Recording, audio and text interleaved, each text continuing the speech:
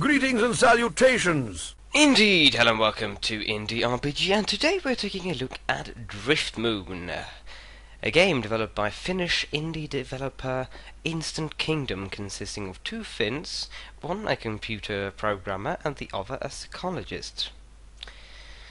Now, the current Driftmoon is a game, just to give you a quick overview of the plot. It's a role-playing game that tells the story of the pendant of life and how it was reforged. It also tells the tale about how Robert lost everything but his bones, but that didn't stop him. And it's a story about a little firefly who wanted to be a big star, but was stuck in a crypt. And as you most probably can tell from that, this is a pretty story-based RPG. Well, that would actually be a bit of a wrong definition. It is more of a character-based RPG, or character-driven, more to the point. Since the characters you encounter in this wonderful world of Driftmoon are actually quite compelling and well written, as we shall soon see. Play Driftmoon. And here you can see this is the trial version.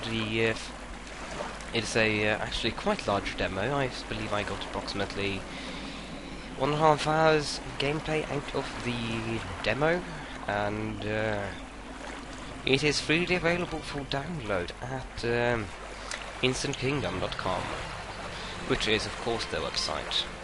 And here we have Driftmoon, and the new game, load game options. This is interesting. You can actually change the text size, which so that people with poor eyesight can play this. There's actually a bit of a backstory on this if you visit the main page, but that isn't important. And send feedback. They are of course an indie developer, so they would want your feedback. And there's an editor, so if you saw at the main page, there are actually mods featured, and there are only about 7 mods already. There will be they are trying an awful lot to just compel modders and such, so expect an awful lot more throughout the time. And you can see Blotch, which we'll meet later, and Bobby, which I don't actually think we'll meet at all, going about in an island, having a little conversation, and it proves a bit to show how the game in itself a bit is. So well, let us start a new game. Now I will be... I don't actually think it will let me name that, so content 21's afterwards. Difficulty level, very simple. As an adventurer, say adventurer, it gives you a starting skill bonus on 3 points, 2 points, 1 point, and 0 point. On these two lowest levels, enemies actually regain health points, and there are more and seen tougher opponents in larger numbers. So you have tougher opponents in larger numbers. Now, difficulty curve, as far as I could have seen, in Champion, which was where I played, after a while it gets harder, even if you play as a pretty good character. So I would advise keeping away from those, unless you have go to the straight warrior, which in such a case you should be able to cope with at least warlord with ease, and guardian perhaps with a bit of problem. But alright, let's start off with a champion. Well, third. Finally chosen. Oh. And it's 2 skill points left. Now here we have the standard stats, nothing really revolutionary here. Strength, it reflects how much damage your weapons do in hand-to-hand combat, which is noticeable. There is some sort of ranked and magic-ish system in the game. Dexterity represents the size, speed and speedy hand-to-eye coordination. It affects attack speed, which is also a factor. Agility is its ability to move efficiently. It affects your movement speed. Constitution represents endurance and well-being. It affects how many hit points you have, and intelligence at last represents the ability to reason and learn. It decreases the number of experience points gained and your maximum mana, which It's a bit interesting. It's rather unusual that you have an increase of experience if you have a higher intelligence stat. So, while there's actually no magic in the game, mana is, at least now, there's no magic in there. The mana is merely used for special moves. That makes a stat that otherwise would be rather less quite useful. So that's interesting. Now, I'm going to go with strength and say constitution. I'm going to go with a standard derpy warrior. So now it's loading. Hooray! Here you start off with a nice bit of story. Unicorn 21, my son. Do you still remember Grandfather Martha's strange gem? Things have gone terribly wrong with it. Please come see me as quickly as you can. I'll tell you more when you arrive at the Northrop Inn. I cannot risk writing more in this letter. Stay safe, your father, Winston. So that is the standard, that is the opening. And, yeah. Here we start off a dialogue with Rince. After a long journey, you finally arrived at Northrop. Since Rince, the hat maker, Northrop's very own part-time village greeter, is standing by his own well, apparently waiting for you. Hi, Balloon 21. Your mother couldn't come yet, so she told me to meet you here by the well. I shall be here soon. There have been some really strange people here today. We do like having visitors here, but old Rince seems to remember you're here again. But no matter. It's awfully nice to see you back at the home village. You Balloon 21. What brings you here now? Two dialogue options. It's pretty based awfully dialogue-ish, but the dialogue, as you can see, is rather compelling. Father, I wonder what Winston is up to now. He's stuck in his new alchemy lab for weeks, you know. I think I saw your brother Robert here for just a few days ago. He must have been visiting your folks too. Indeed, everything's Northrop. Northrop is as fine as always. Well, not so fine actually. The old man scratches his head. Now that I think about it, it's been quite dreadful around here recently. Frotto had an unfortunate accident, but luckily our mother was able to heal him. We'll actually see that later in a side quest. And Sierra's gone missing. The parent was worried sick. And there's more. But maybe it's best we talk about that later. Your mother will come soon. Continue. Listen, you bring 21. Now that you're here, there's something I've been waiting to. Prince's voice trails up as he sees your mother running towards you. She's certainly in a hurry. We'll talk later. Meet me at the tavern tonight. And conversation. And here we have our lovely mother. They're coming! You must hide, Balloon 21! Right now, please trust me. There's no time to explain. Suddenly runs towards you and pushes you into the well. That's not awfully loving of your mother, is it now?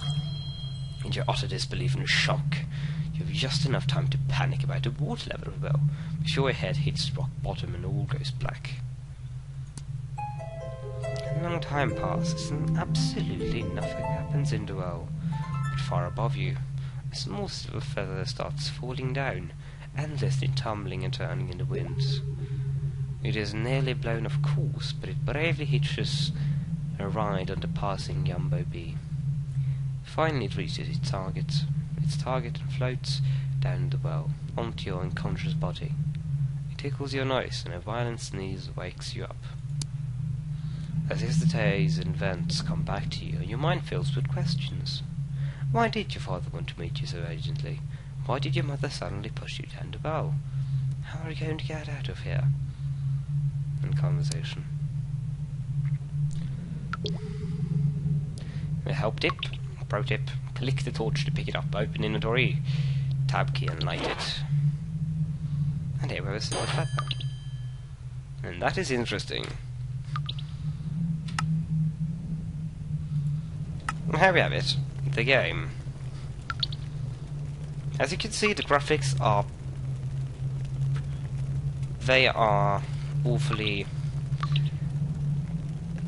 they are cost-effective, you could say.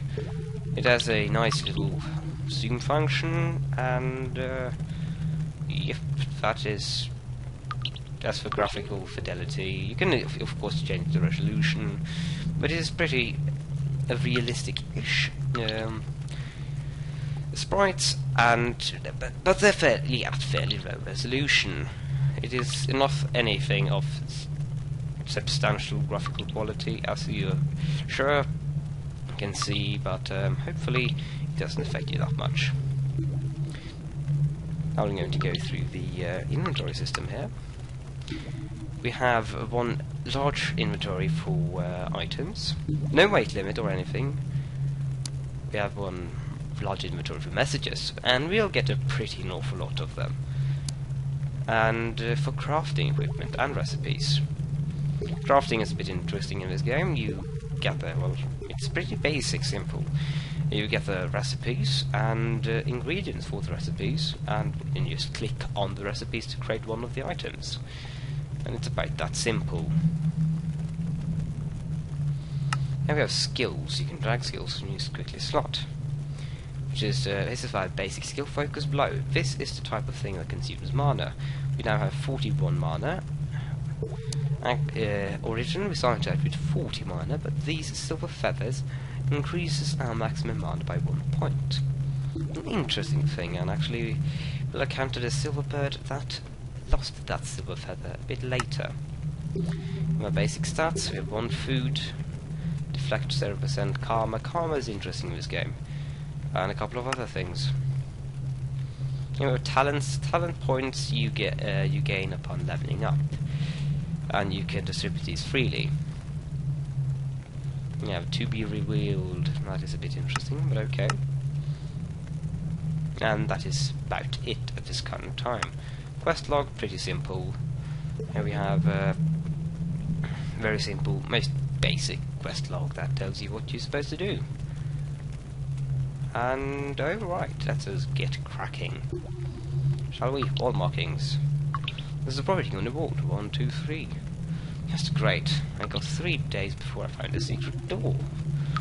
Indeed, and here we have a secret door.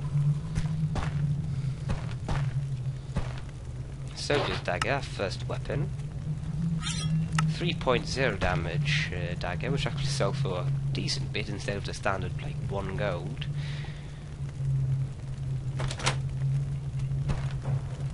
And you can see a bit of an interesting. There we have the first enemy, of course. The small ooze. And there was some ooze slime. And that was the first battle. You can see we were shortly poisoned, such are the oozes. Very interesting enemies in this game, they are quite unique. There's some giant tomato fish, evil berry ooze, and evil berry ooze.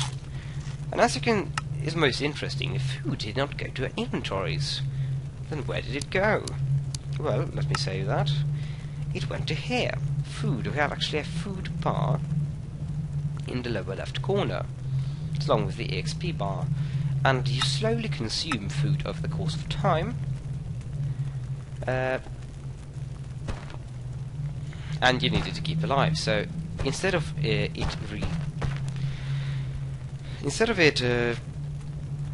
being a way to refill your HP, which is actually mana potions and natural regeneration the only way you can do in this game,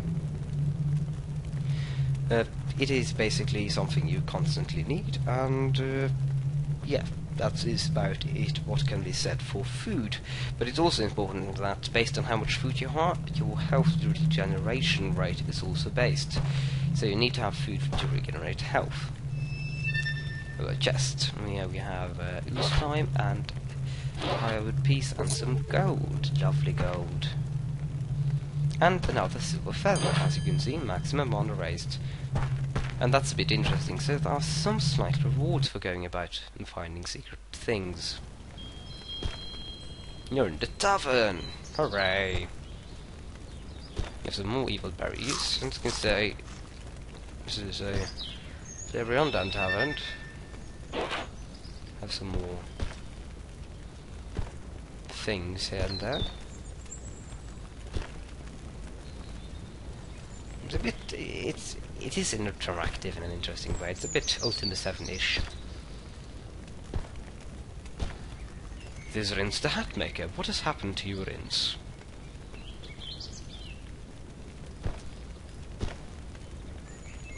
Poor old Hat Maker has been turned to stone. How is it even possible? If it is a statue, it's uncannily realistic. And here the story starts you off. We are going to go through a longer tutorial after this, and here we go. It's locked, you need a key to open it, and you have to find the key. It's rather standard, not really standard at all. The story is quite intriguing. The cabin keeper looks like a statue, but it can't be a statue. It looks much too real. And the tutorial in this game is, as many modern tutorials are, it's really a really long quest that slowly but surely gives you the information you need. So I've taken about 45 minutes, but I'll be back and show you how things are after the tutorial right here. And here we are a bit later into the game. We've just been told the story by an old man, and we have now travelled a little north of the universe by an old man, and we just travelled to a place called Elder's Tomb, far up in a northern Valako region. Let's explore a little bit around here and just give you this is a bit how the gameplay itself is. We have an interesting type of unit, ticker. I just find those creatures so annoying. They can easily be taken out, well not annoying but interesting, but easily be taken out just using doing something like that. And there we have coins. Easily accessible. I found that interesting. Where are they? Trod on our holy ground. Here we have, I think they're called, what's it called? There we go. Snatchers. Snatchers are interesting enemies, that they are, like many of the enemies in this game, that have quite unique personality. Being, it's not really a way to describe them. They have personality. That is pretty much the best description one can give of them. Nonetheless, here we see one of the typical fights. Your party members can't die, so it's actually quite useful just to use them as bait or while blocking. Block this is such an area of new level.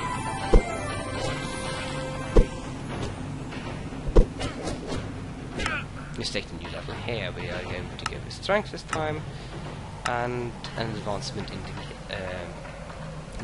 in whirlwind, which will leave this skill even better.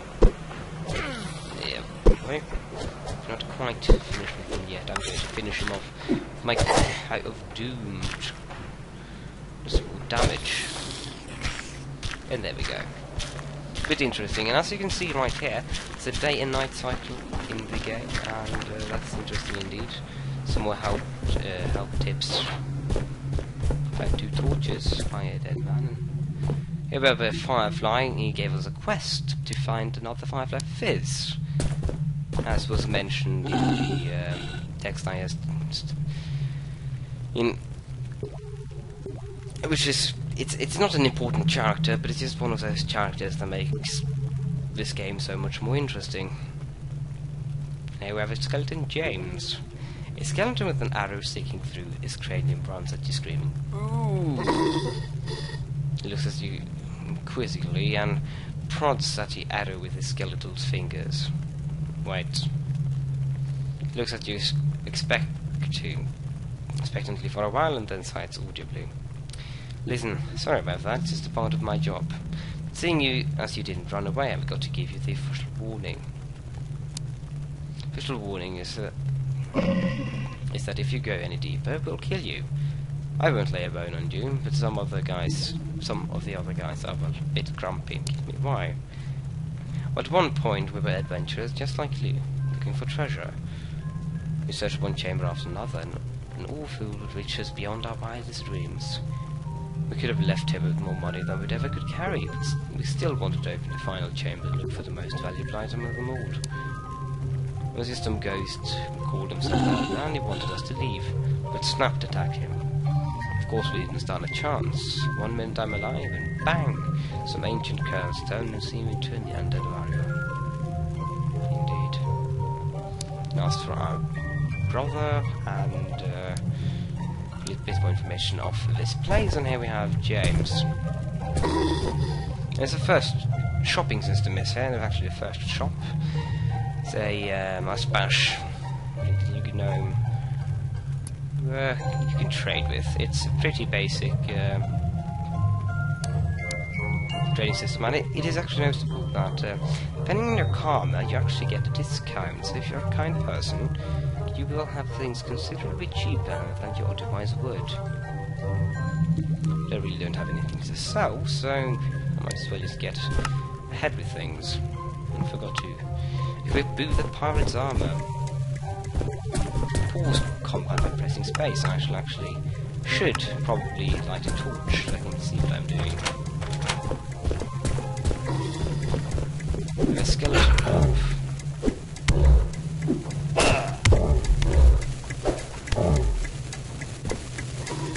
And a broken ticker.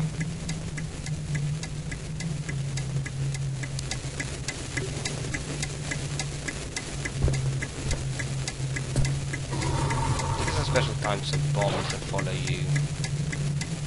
Yeah, this one is. There we go. You can chat quite a lot with your partner, but it really is dull dialogue as far as I'm concerned. Lazy bones. There we go. I separated the skeletons behind that door. The monsters can't open doors, so you can use the game to some extent regarding such things, and yes. And there's some chests, nice chest, and a little loot. Ernest William, I'm knocking you both up. You'll stay here until Els can put building back together. No more fighting between the two of you. Snap. He's the leader, as the game's told us. We can unlock that door using the key we found in a certain room here.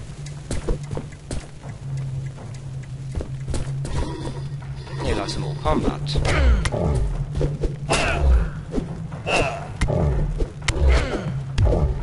Used advanced weapon, which is a special move, as you can see there.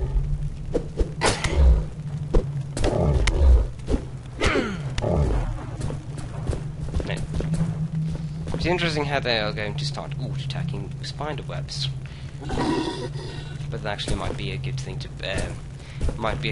try to avoid such things happening, since if you do that, you will actually trigger something. And also, we have the game has an interesting physics engine in which you can actually move idle objects such as this stone here. It's often involved in puzzles if you're going to uncover something hidden behind something else. But this is, in large part, the game.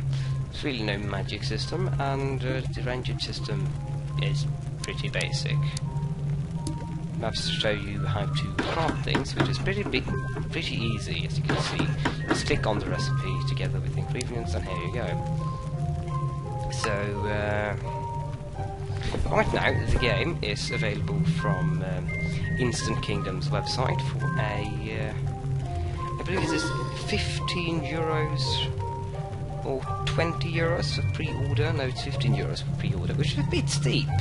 And the game does actually not have that much gameplay yet. It's approximately 5 to 10 hours, as they say, which is a pretty accurate estimate, to be honest. And well, for a full-blown game, you shouldn't really not pay 15 euros, or I don't know in other currencies, but perhaps it's something like $20 in the US. That's a bit much for a game that only has 5 to 10 hours of gameplay, but it's quite promising, and I believe they are guaranteeing more, as this is only an alpha state game. So, while I mean that the pre-order cost should be a bit lower, I must also say that this is definitely well worth it if there's ever going to be added more content, since the content that is here already has an awful lot of personality and is highly enjoyable.